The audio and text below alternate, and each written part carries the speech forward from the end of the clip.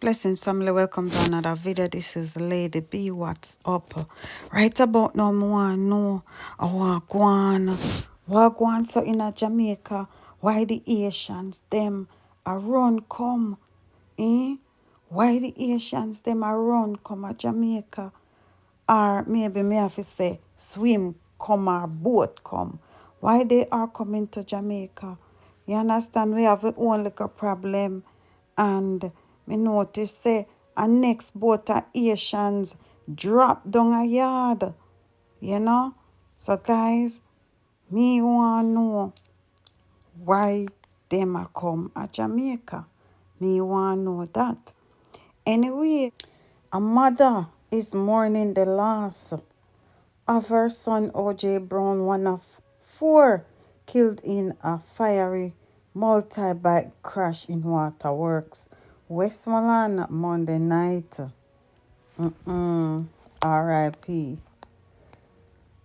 Liken the scene of her son's death to that of the horror movie Final Destination. Now, Teresa Phillips said the man who is now deceased, she said this about it. If you ever seen the movie, better one of him foot them did it off or he was in the hospital unconscious. When I went down there last night, I couldn't hold my composure.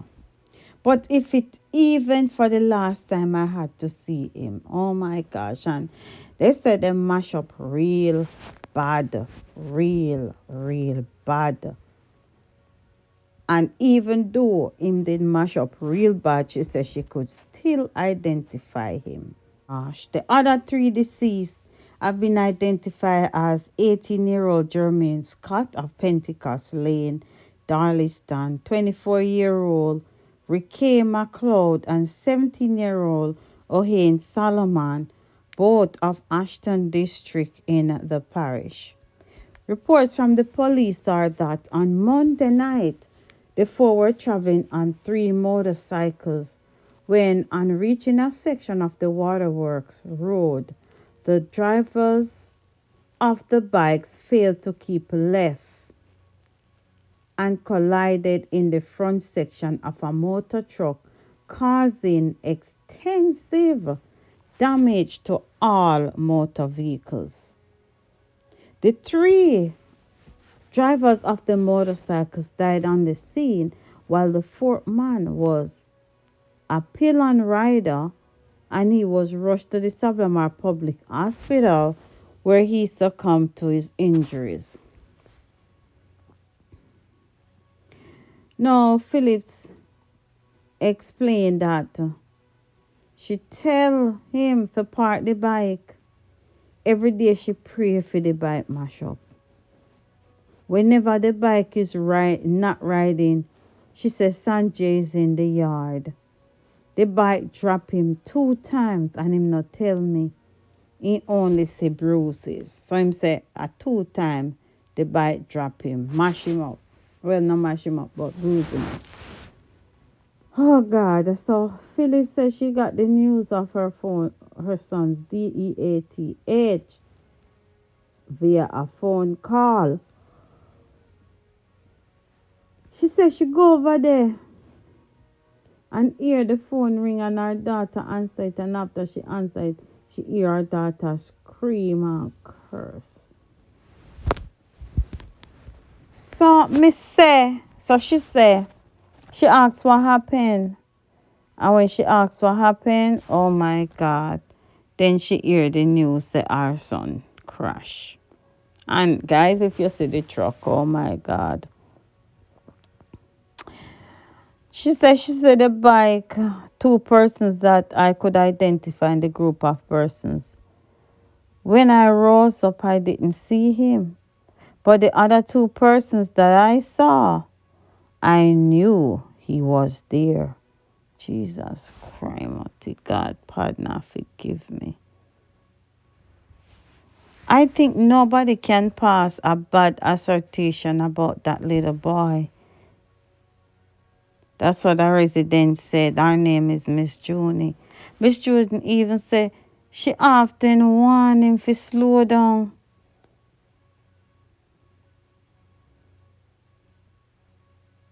And she said they not drive safe on the road. You understand? They not cautious. When they tell them to take time, they don't hear that. That's what this resident is saying. This is not my words, guys. This is what Miss Junie is saying. Nobody is there to tell you how the accident happened. If it was their fault or if it was a truck fault, but me know them ride hard. She said she not go bias. She knows that they ride the bike hard. But my thing is, wonder if they will have an helmet. Probably not. Phillips, who is a porter at the Savlamar Hospital, said while she would want to give advice to other bikers, they not take heed. You tell them to take time, then don't take heed. They say a ride, the person can ride when you ride slow. And they don't take it seriously until the man will say shit hit the fan. But they say until it hits home. No matter how they think they're a professional rider, that is why it is called an accident. Accident. Mm-mm. Up till Friday the 13th, the Island Traffic Authority, ITA, and the Ministry of Transport Road Safety Unit reported 105 motorcyclists had perished in a motor vehicle crashes this year. The RSU said the tally was just three fewer than 108 motorcycles who died over the same period in the nation's roads in 2022. The traffic authorities have said that more than 90% of the motorcyclists who have been killed in crashes this year were not wearing helmets. And that was one of my questions. My question was, were they wearing helmets? Because I'm thinking if they were wearing helmets, they probably wouldn't really their head wouldn't be destroyed the way it was. I didn't say much about it, but oh my gosh, we can't even talk about it. Anyway, the police said that the four victims in Monday's crash were not wearing helmets. Meanwhile, the RSU is reporting that motorcyclists represent the category of road users with the highest fatality rate this year. It said 33% of the 317 road users who died up to October 13 were motorcyclists. Wow. So what the thing is, they need to probably make helmets mandatory. They probably need to make helmets mandatory. So if you are riding without an helmet, then you get charged. I mean, it's just, I don't know, I'm just kind of coming up with a scenario. See what I'm saying? And I don't know if probably they have helmet on, they would have still crashed. It's like we don't know how it happened or anything like that. So it's just sad that those four persons have lost their lives like that. And once again, those persons are 18-year-old Jermaine Scott, 24-year-old McLeod of Ashton, and a man identified only as Sanjay, along with O'Shane Solomon of Ashton. The last time I spoke to Sanjay is when I was going down and I called him. I was looking for the leash for the dog. And I called two persons before I could get to Sanjay because I've been calling him from in the morning and I haven't gotten to him. And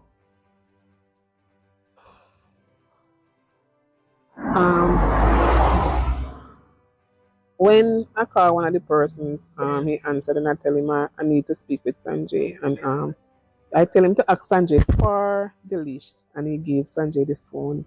And I ask him, Mr. Sanjay, whatever I'm asking for it. And he said, Mommy, look under the cupboard there, so I'm looking at the bag you see it. And I say, all right. And I say, later. And he said, yes. And I say, That's it. Let him not reach home.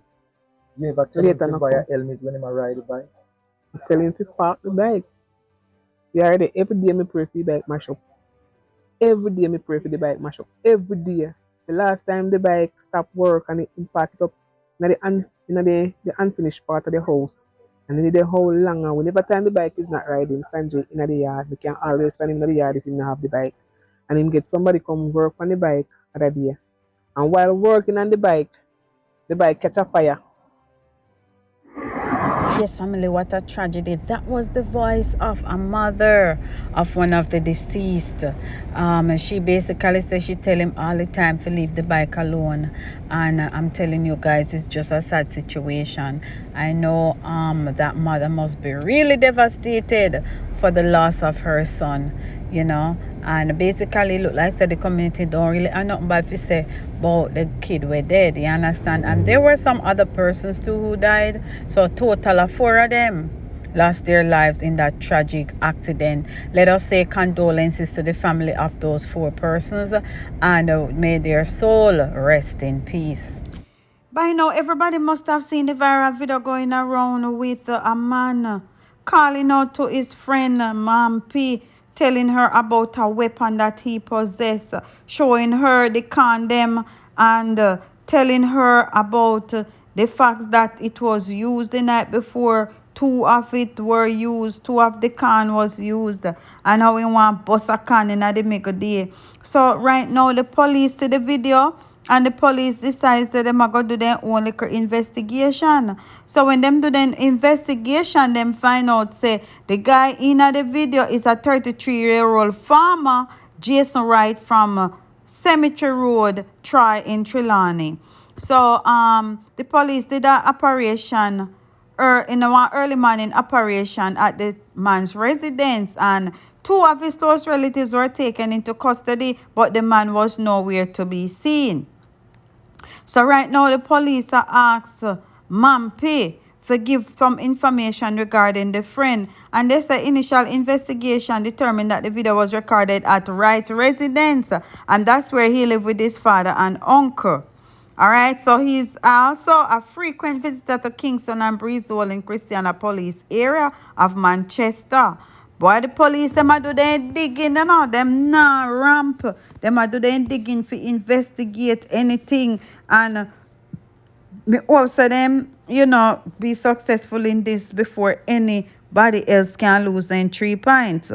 The police said as a result of the video's subsequent findings, he has become a person of interest, and it is it's concerned the possession of prohibited weapon and unauthorized possession of ammunition. The police is calling to Wright to surrender immediately. He's strongly encouraged to do so in the company of his attorney, RJP, or any reputable citizens. And they also is appealing to Mampi to send some information about her friend to call Crime Stop. And they said you will always have data or message us. You'll always have data to call. If she turn in the man, she will get a reward. You understand? So you know, this is what's going on, and I'm telling you guys, the struggle is real. And you know, I'm gonna touch on this story again with Philip Powell, baby mother, because there are so much more there to be talked about. Right now, I want to drop a like on a video here if you don't like it yet. Go ahead and hit the share button, the like button, and the notification bell, so that you will know when I upload another video. And if you're not subscribed, you have to subscribe first, then you hit the notification bell. All right, so thank you guys for watching, and stay tuned. Check out the channel for more videos. I still have my smoothie videos, my cooking videos. I have a variety of videos up there, so I'm gonna go and check out the channel for those things. All right, thank you guys for watching. Stay safe.